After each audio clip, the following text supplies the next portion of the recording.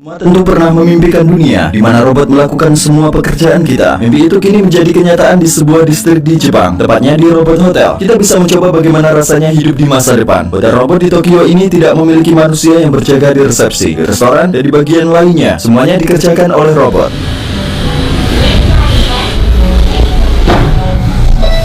Untuk check-in di resepsionis, pertama kami mendatangi robot laki-laki yang lebih dekat dengan kami.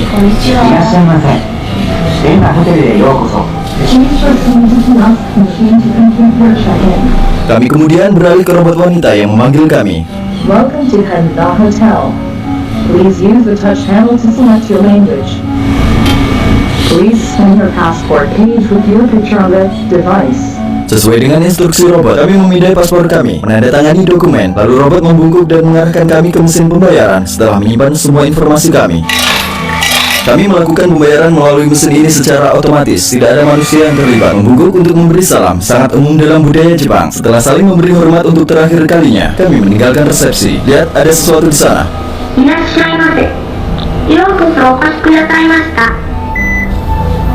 Seperti yang diinformasikan oleh papan tulis di lift, di hotel ini juga tidak ada manusia yang memasak atau mencuci pakaian. Restoran di hotel ini berisikan mesin penjual otomatis. Kalian juga bisa membeli sandal dan piyama dari mesin penjual otomatis tanpa perlu berbicara dengan siapapun. Bahkan laundry juga dilakukan secara otomatis.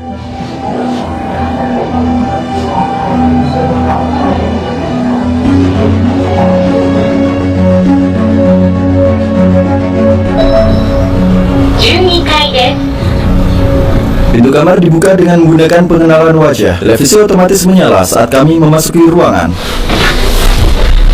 AC-nya juga hidup secara otomatis. Ada lemari, apa isinya?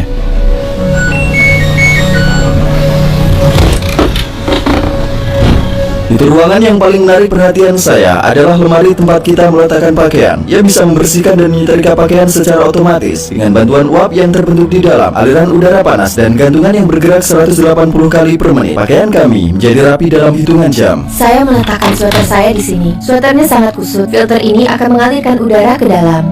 Kita lihat apakah sweater saya akan menjadi rapi besok pagi. Di samping kami juga terdapat telepon pintar dan AI yang menyerupai Siri untuk mengontrol ruangan. TV-nya mati.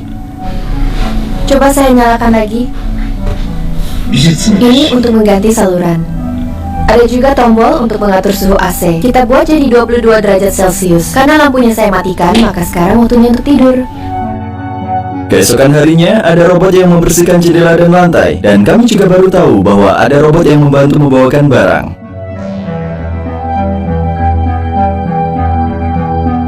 Bisnis robotik seperti Hotel Hena hanya merupakan pengalaman yang unik untuk saat ini. Namun, mereka berpotensi menjadi ancaman bagi manusia. Ketika saya berbicara dengan para pengunjung Hotel Hena, mereka mengatakan bahwa robot tidak memahami mereka seperti layaknya karyawan manusia dan mereka merasa kosong secara emosional. Untuk mengatasi tingginya biaya tenaga kerja, Jepang telah menggunakan lebih dari 500 juta pekerja robot di industri. Jumlah ini jauh lebih tinggi dibandingkan negara lain. Perusahaan-perusahaan besar menetapkan target mereka untuk menghasilkan lebih dari 1 juta robot dalam 10 tahun mendatang. Robot digunakan di banyak bidang pekerjaan di Tokyo, seperti perusahaan telekomunikasi dan bank. Nama robot ini adalah Pepper. Bagaimana cara kerjanya? Oh, apakah dia mengikuti kita? Robot ini berperilaku dengan cara yang sama seperti orang yang berinteraksi dengannya. Jadi jika kalian mendekatinya dengan perasaan marah, ia akan merespon dengan kemarahan. Ketika bertemu dengan seseorang untuk pertama kalinya, ia menjadi malu dan merasa tidak nyaman. Tetapi setelah beberapa saat, perubahan emosinya bisa terlihat, membaik atau memburuk, tergantung orang yang dihadapinya. Ketika manusia mencoba merancang masa depan kita, Jepang selalu menjadi pelopor. Jadi kami menghadiri pameran robotik di Tokyo untuk menunjukkan kepada kalian bagaimana robot akan mengambil alih pekerjaan sederhana.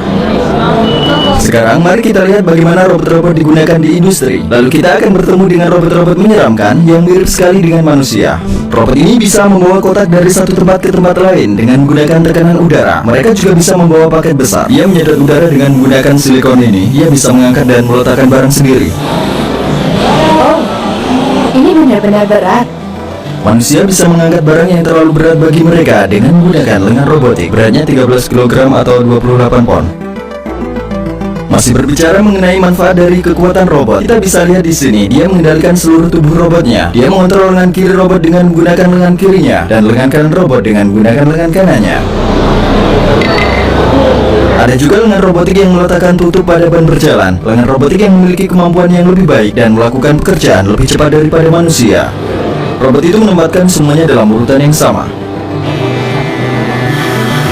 Lihat seberapa dekat jarak di antaranya, hampir tidak ada. Ini adalah bukti lain mengenai seberapa sempurna dan cepatnya mereka. Ada kerjasama tim yang sistematis di sini. Sementara robot yang satu meletakkan kotak putih kecil di konveyor, robot yang lain menempatkannya di kotak besar dan memindahkan kotak besar yang sudah selesai ke tempatnya.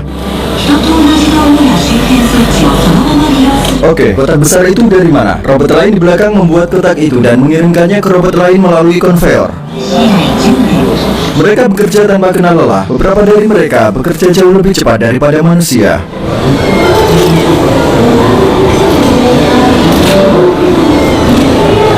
Genggamannya sangat kuat. Dan robot ini membawa sebuah jarum melewati celah dalam cincin dengan manuvernya yang sempurna. Sebuah pertunjukan yang menarik.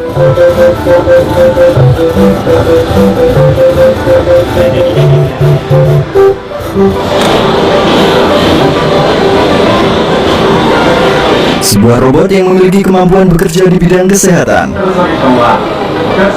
Demonstrasi di pameran ini menunjukkan kepada kita bahwa setiap pekerjaan sederhana yang dilakukan oleh manusia sebenarnya dapat dilakukan oleh robot juga. Ini adalah robot yang semuanya digunakan dalam industri. Apakah ada contoh kecerdasan mekanis yang memiliki kesadaran seperti manusia? Kami pergi ke Miraikan, museum ilmu teknologi terbesar untuk menemukan jawabannya. Di tengah jalan tentunya kami berhenti di sebuah kafe robot. Tidak ada pelayan manusia yang menyajikan kopi di sini. Semua pekerjaan dilakukan oleh robot.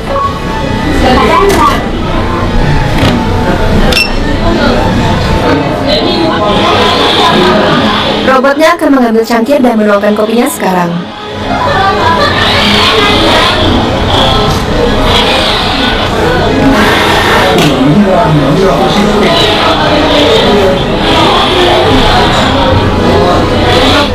Ada juga anjing robotik di dekat kafe. His name Aibo. A strong head and back. So happy. Boleh saya pegang? Oh, okay. So cute. Pameran di Miraikan ini menunjukkan bagaimana manusia akan berinteraksi dengan robot di masa depan. Model bumi raksasa, robot kupu-kupu, ekosistem robotik dengan kaki artifisial dan kulit silikon seperti manusia. Robot-robot ini merupakan mesin yang paling mirip dengan manusia. Ketika seseorang bertemu robot ini, dia secara naluriah merasa seperti berada di ruangan yang sama dengan orang lain dan menatap pada manusia. Ini adalah Telenoid. Ia menyerupai bayi manusia. Tujuannya adalah untuk meningkatkan komunikasi antara robot dan manusia. Ada juga robot bayi lainnya. Di bawah kulit silikonnya, tubuh asli robot terlihat seperti ini.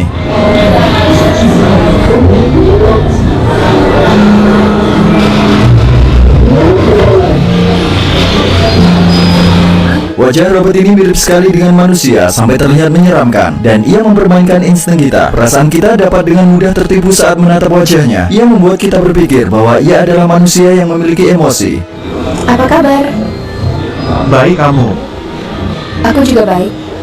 Kamu robot atau manusia? Aku robot. Kamu mirip sekali dengan manusia. Iya, aku diciptakan oleh manusia. Boleh aku memegangmu? Tidak. Kenapa?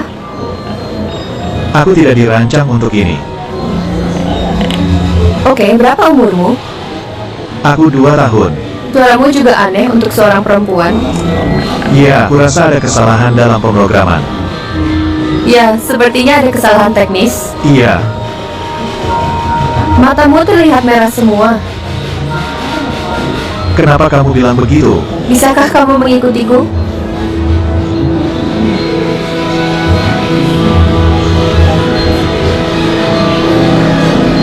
Kamu persis seperti manusia. Dari negara mana kamu berasal?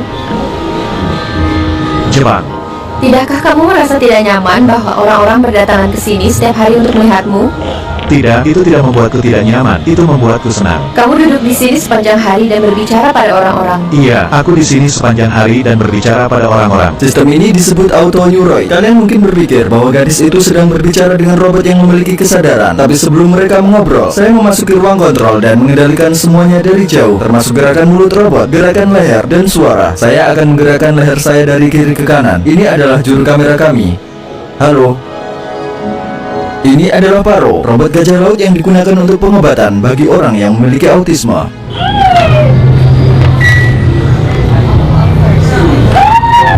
Kemudian kami menyaksikan pertunjukan robot Asimo yang terkenal. そろそろ行きます。準備はいいですか？ Ia berlari menuju panggung dengan kecepatan 9 km per jam dan berhenti dengan hati-hati sambil menjaga keseimbangannya. Robot itu membacakan kita sebuah teks mengenai bagaimana kita mencemari bumi. 姿を多くの人と共有するための地球ディスプレイです。 Melompat dengan satu kaki, menyanyikan lagu, dan menendang bola yang diletakkan di satu titik sambil mundur beberapa langkah. Acara ini sebenarnya tidak cukup bagi saya karena penelitian yang saya buat dan video yang saya tonton membuat ekspektasi saya lebih tinggi. Asimo memiliki kemampuan lebih dari yang ditunjukkan. Dengan kamera yang ditempatkan di matanya, ia mengenali orang-orang yang disimpan dalam memorinya sebelumnya dan memanggil mereka dengan nama mereka.